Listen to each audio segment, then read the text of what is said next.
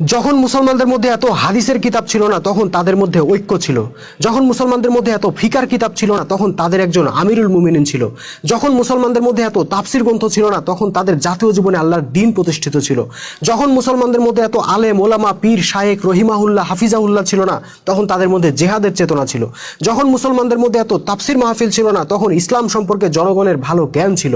আজ মুসলমানদের মধ্যে হাদিসের কিতাবের অভাব নাই, ফিকার কিতাবের অভাব নাই, তাফসির গ্রন্থের অভাব নাই, আলেম ওলামার অভাব নাই, পীর দরবেশের অভাব নাই, ওয়াজ মাহফিলের অভাব নাই, কিন্তু মুসলমানদের মধ্যে না আছে ঐক্য, না আছে তাদের একজন আমিরুল মুমিনিন, না আছে তাদের জীবনে ইসলামী খেলাফত, না আছে পৃথিবীতে তাদের কোনো প্রভাব প্রতিপত্তি।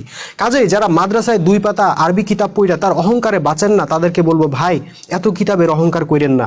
আপনারা যত কিতাবের পণ্ডিত হয়েছেন তত দুনিয়াতে মাইর খাইছেন, যত কিতাবের পর কিতাব লিখছেন তত আপনাদের ঐক্য নষ্ট হয়েছে, যত কিতাবের পাহাড় বানাইছেন তত আপনারা গোলাম হয়েছেন। কাজে এইগুলা নিয়ে অহংকারের কিছু নাই, বরং ঠান্ডা